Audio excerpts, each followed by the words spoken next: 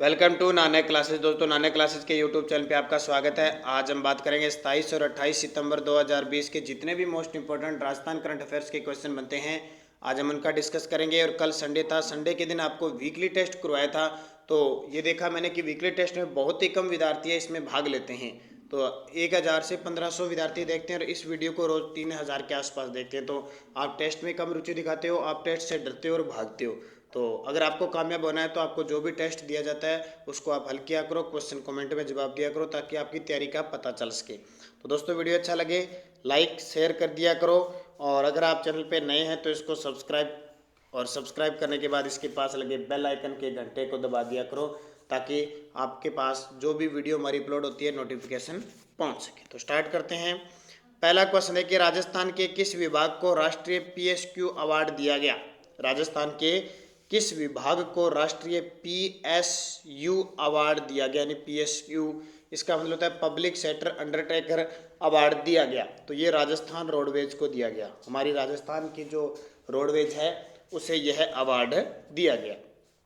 मुख्य तथ्य, राजस्थान रोडवेज को राष्ट्रीय पीएसक्यू अवार्ड दिया गया। रोडवेज सीएमडी नवीन जैन को यह अवार्ड दिया गया। रोडवेज के वर्तमान सीएमडी कौन है? नवीन जैन को यह अवार्ड दिया गया।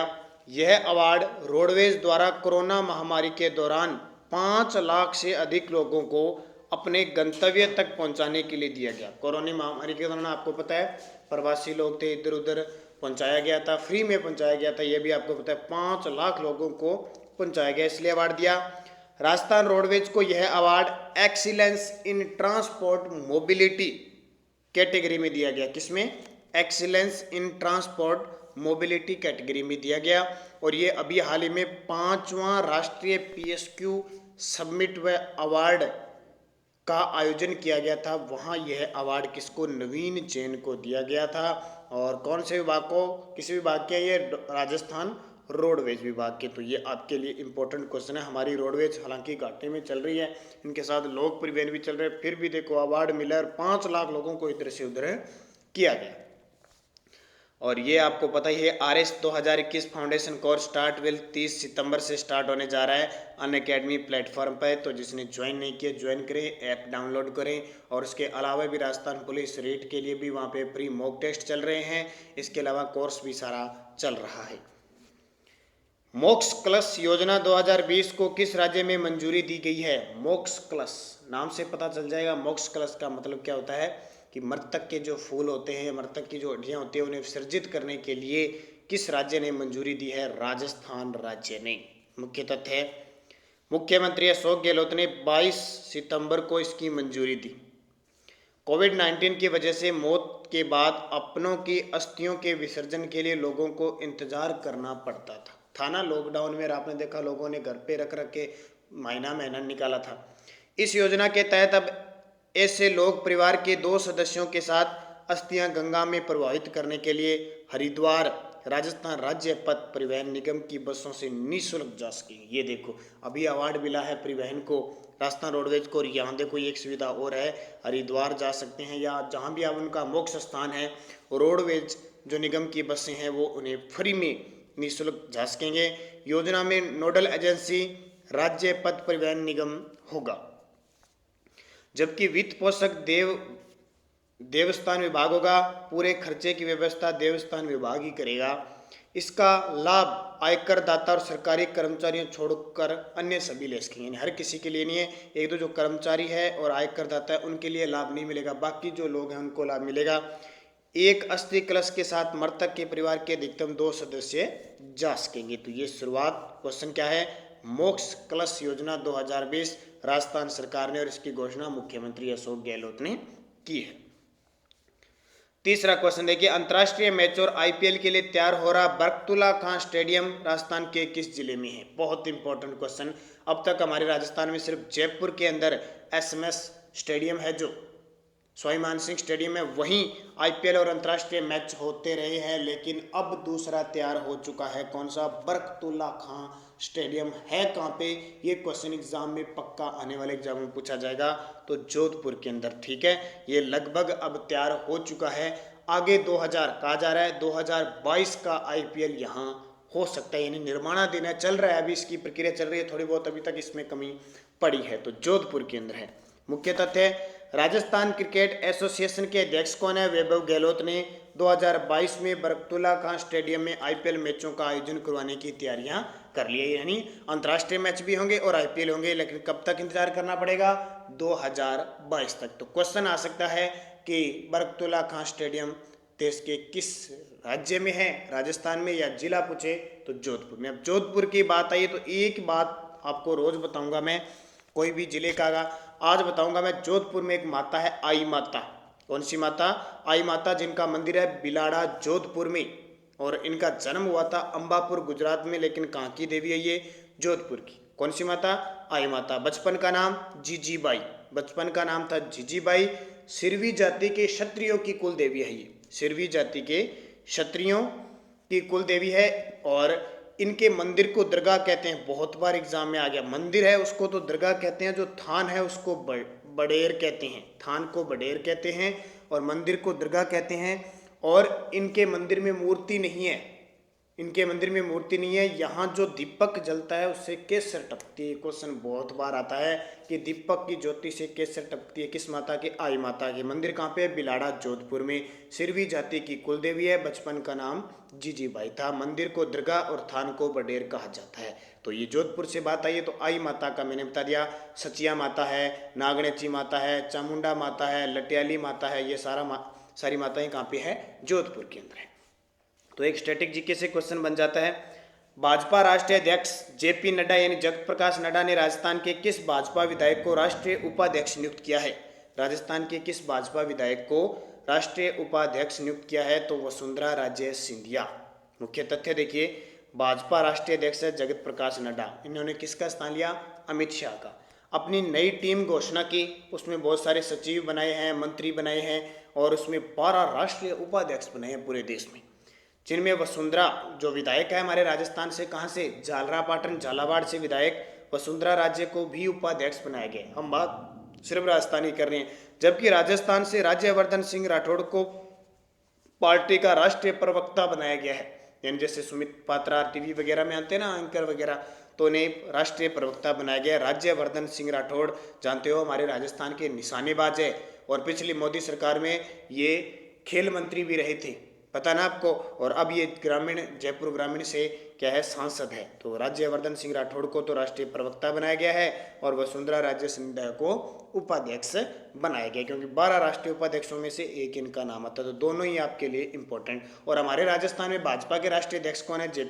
सतीश पूनिया। और राजस्थान पुलिस के लिए स्पेशल आपको राजस्थान करंट अफेयर्स की मैराथन क्लास मिल रही है, उसमें लगातार आपको क्लासें मिल रही है, 3 क्लासें मिल गई, आज चौथी क्लास आपको शाम 6 बजे मिलेगी। हाल ही में जसवंत सिंह जासवाल का निधन हो गया, उनका संबंध रहा, ये भी राजस्थान से संबंधित इंपॉर्टेंट है। जसवंत सिंह जासवाल का निधन हो गया तो इनका संबंध राजनीति से रहा, और काफी चर्चित भी है ये। तो जसवंत सिंह जासवाल का निधन हो गया, एक तो ध्यान रखना राजनीति से संबंध था। 1989 में ये 9वीं लोकसभा से जोधपुर से सांसद थे, और 1991 में 10वीं लोकसभा में चित्तौड़गढ़ से सांसद बने। 1998 जो योजना आयोग है उसके उपाध्यक्ष थे। 1998 से 2002 में ये विदेश मंत्री रहे अटल बिहारी वाजपेयी के काल में। फिर 2002 से 4 में फिर वित्त मंत्री बनाया गया इन्हें, और 2004 से 9 तक राज्यसभा विपक्ष के नेता। 2014 बाड़मेर से, यानी विपक्ष के नेता थे 2004 से। लेकिन फिर क्या हुआ? 2014 में ये उन्होंने भाजपा, यानी शायद वसुंधरा राजे से पता नहीं कुछ सांठ बांट हो गई, और 2014 में इन्होंने भाजपा छोड़कर निर्दलीय से लोकसभा चुनाव लड़ा, लेकिन हार गए, और यहाँ से इनका राजनीतिक सिस्टम खत्म होता है। इसके बाद में कहते हैं ये कहीं फर्श से गिरकर घायल हो जाते हैं, और 6 साल तक कोमा में रहते हैं, 6 साल तक, और अब इनका क्या हो गया? निधन हो गया। हालांकि इतना एग्जाम में पूछा नहीं जाता, लेकिन थोड़ा सा ध्यान रखना, जसवंत सिंह जासवाल का निधन हो गया। ये जोधपुर से सांसद थे, चित्तौड़गढ़ से सांसद थे, बाकी केंद्र में इनकी ज़्यादा भूमिका थी। छठा देखिए, विश्व पर्यटन दिवस पर माधवेंद्र पैलेस को रात में सैलानियों के लिए खोला गया। यह किस दुर्ग में स्थित है? यह किस दुर्ग में स्थित है? अब आपको यह याद रखना है कि विश्व पर्यटन दिवस कब बनाया जाता है, एक तो ये याद रखना है। तो विश्व पर्यटन दिवस 27 सितंबर को, कौन सा? 27 सितंबर को विश्व पर्यटन दिवस बनाया जाता है। फिर माधवेंद्र पैलेस, क्योंकि आजकल एग्जाम में क्वेश्चन कैसे आते हैं, जब वो क्वेश्चन आते हैं जो चर्चित होते हैं। पैलेस हो गया, जैसे अभी कल परसों मैंने बताया था लक्ष्मी विलास महल, तो वो कहाँ पे पैलेस, तो वो फतेह सागर झील के किनारे। वैसे ये तो ये नाहरगढ़ दुर्ग के किनारे स्थित है। अब देखिए 27 सितंबर को नाहरगढ़ दुर्ग के माधवेंद्र पैलेस को सैलानियों के लिए रात भर के लिए खोला गया। हालांकि कोविड-19 की वजह से कोई भी दुर्ग है, उनके महल है, वो रात को नहीं खोले गए थे, लेकिन सैलानियों को देखते हुए इसे खोला गया था। अब नाहरगढ़ दुर्ग की बात मैं बहुत बार बता चुका हूँ। नाहरगढ़ इसे सुलक्षण दुर्ग, सुदर्शनगढ़, टाइगर किला, जयपुर ध्वजगढ़, जयपुर का मुकुट, महलों का दुर्ग और मिठड़ी का किला भी कहा जाता है। बहुत बार बता चुका हूँ। निर्माण इसका स्वाई जयसिंह ने करवाया था और इसी दुर्ग में माधो सिंह ने अपनी 9 रानियों के लिए, यानी 9 पासवानों के लिए 9 एक जैसे महल बनाए थे विक्टोरिया शैली में। ठीक है, और वर्तमान स्वरूप और पूरा निर्माण भी इसका स्वाई जयसिंह ने ही करवाया था, यानी जो जिनको स्वाई जयसिंह, जिनको औरंगजेब ने उपाधि दी थी। तो ये इंपॉर्टेंट है। और राजस्थान का प्रथम जैविक उद्यान भी स्थित है। जल शक्ति मंत्रालय की ओर से 2020 तक भूजल समाप्त हो जाने वाले 21 शहरों में राजस्थान के कितने शहर शामिल है? राजस्थान के कितने शहर? जल शक्ति मंत्रालय की रिपोर्ट आई कि 2020 के अंत तक भूजल समाप्त हो जाने वाले 21 शहरों में राजस्थान के कितने शहर शामिल है? 4। कौन कौन से? तो 4 शहर है, जयपुर, जोधपुर, अजमेर, बीकानेर। जल शक्ति मंत्रालय वर्तमान में इसके जो मंत्री हैं, विभाग के मंत्री हैं, वो राजस्थान से जोधपुर सांसद गजेंद्र सिंह शेखावत है। उनके मंत्रालय की ओर से रिपोर्ट आई है कि 2020 तक भूजल समाप्त हो जाएगा जयपुर, जोधपुर, अजमेर और बीकानेर के अंदर। कल्याण सिंह के आपको पता है 6 से 7 क्वेश्चन आपको न्यू मिलते हैं, उसके अलावा 3 से 4 क्वेश्चन हर ओल्ड मिलते हैं, ताकि जो हम पीछे अब तक क्वेश्चन नहीं कर पाए उनका रिवीजन हो सके। कल्याण सिंह के राज्य में 5 साल का कार्यकाल पूरा करने पर राजस्थान के कितने राज्यपाल अब तक 5 साल का कार्यकाल पूर्ण कर चुके हैं? यानी बहुत ही कम चांस है कि हमारे राजस्थान में जो राज्यपाल बन गए उन्होंने 5 साल पूरा किया। और अभी 52 सालों में पहली बार हुआ है कि कल्याण सिंह 5 साल पूरे करके आए हैं और अब कलराज मिश्र बने हैं। तो देखो अब तक 5 ही राज्यपाल हुए हैं कल्याण सिंह समेत जिन्होंने 5 साल का कार्यकाल पूरा किया है, और अब तक 20 राज्यपाल हमारे राजस्थान में बन चुके हैं। कितनी बड़ी बात है। देखो कौन कौन राज्यपाल कल्याण सिंह राज्य में 52 वर्षों में पहले राज्यपाल है जिन्होंने अपना कार्यकाल पूरा किया। इससे पूर्व 1967 में राज्यपाल संपूर्णानंद ने अपना कार्यकाल पूर्ण किया था। राज्य में 5 साल का कार्यकाल पूरा करने वाले राज्यपाल देखो, सबसे पहले स्वाई मान सिंह जो राज प्रमुख बने थे 1949 से 1956, पूरे 5 वर्ष तक, आपको पता होगा। चौथे चरण में बनते हैं और 7वें चरण तक रहते हैं। गुरमुख निहाल सिंह जस्ट मान सिंह के बाद बने 1956 से 62, और सबसे बड़ा कार्यकाल भी इनका माना जाता है। डॉक्टर संपूर्णानंद 62 से 67 और कल्याण सिंह 2014 से 19, ये 5 ऐसे राज्यपाल हुए जिन्होंने अपना पूरा कार्यकाल किया है राज्यपाल के रूप में। और कलराज मिश्र वर्तमान में राज्य के 21वें राज्यपाल है। ये आपके लिए इंपॉर्टेंट बनेगा, आपकी जानकारी के लिए मैंने क्वेश्चन बताए। संयुक्त राष्ट्र पर्यावरण कार्यक्रम UNEP में ने किसे भारत के क्षेत्रीय राजदूत नियुक्त किया है? संयुक्त राष्ट्र पर्यावरण कार्यक्रम जो संस्था है UNEP ने किसे भारत के क्षेत्रीय राजदूत रीजनल एम्बेसडर नियुक्त किया है? तो खुशी चिंदालिया, खुशी चिंदालिया को। मुख्य तथ्य, खुशी चिंदालिया अभी 17 साल की है और उन्हें UNEP ने खुशी को टुंजा इको जनरेशन के जरिए रीजनल एम्बेसडर नियुक्त किया है। खुशी ने क्या किया, कोरोना महामारी के बीच अपना पूरा समय पर्यावरण कार्य में खर्च किया। इनके पास जो भी कुछ था उन्होंने सारा खर्च कर दिया। और इसके अलावा देखो इनके बारे में UNP इन्होंने क्या क्या किया कोरोना महामारी के दौरान पर्यावरण के क्षेत्र में, वो बातें सारी लिखी जाएगी, इनकी सारी पुस्तकें लिखी जाएगी, यानी पुस्तक के रूप में इनको बनाया जाएगा। अब देखो बात आती है संयुक्त राष्ट्र पर्यावरण कार्यक्रम यानी UNEP स्थापना हुई थी 1972 में, और इसके अध्यक्ष वर्तमान में इंगर एंडरसन, और मुख्यालय नैरोबी केन्या में। केन्या की राजधानी नैरोबी, और केन्या कहाँ पे है? कहाँ पे? अफ्रीका महाद्वीप में, ध्यान रखना। अब पिछले वीडियो का क्वेश्चन क्या था, विश्व में सबसे बड़ी फिल्म लाइब्रेरी राजस्थान के किस जिले में बन रही है? तो जयपुर में बन रही है। बहुत सारे विद्यार्थियों ने शानदार तरीके से जवाब दिया, उन्हें बेस्ट ऑफ लक, हार्दिक शुभकामनाएं जो इतने अच्छे तरीके से कमेंट में जवाब देते हैं। हालांकि कुछ के मैं पढ़ पाता हूं कमेंट, कुछ के नहीं पढ़ पाता हूं, तो आप बढ़िया तरीके से जवाब दिया करो सारे विद्यार्थी। और एक क्वेश्चन आता, झुंझार जी लोक देवता का संबंध है। झुंझार जी लोक देवता का संबंध है। तो इसका सही जवाब है झुंझुनू। देखो यहाँ पे ऑप्शन नहीं है, हालांकि बहुत सारे विद्यार्थी सीकर बता रहे थे, शेखावाटी क्षेत्र के प्रसिद्ध और सीकर के ही हैं, और स्थान आता है इमलोहे। इमलोहे नीम का थाना सीकर नामक में झुंझार जी है, लेकिन शेखावाटी क्षेत्र में प्रसिद्ध है, वहाँ ऑप्शन सीकर नहीं था, झुंझुनू था, इसलिए मैंने उसी हिसाब से क्वेश्चन दिया आपको, ठीक है। लेकिन वास्तविक रूप से अगर झुंझुनू सीकर दोनों आ जाए तो उत्तर क्या होगा, सीकर, और सीकर का इनका जन्म होता इमलोहे, नीम का थाना नामक गांव में हुआ था। और एक और ध्यान रखना, झुंझार जी का जो थान है वो प्राय खिजड़ी वृक्ष के नीचे होता है। कहाँ पे, खिजड़ी वृक्ष के। और इनका जो मेला लगता है वो रामनवमी को लगता है। कब, रामनवमी को इनका मेला लगता है। तो झुंझार जी लोक देवता पीटीटी में क्वेश्चन आया था, जिस प्रकार आया था मैंने आपको बता दिया।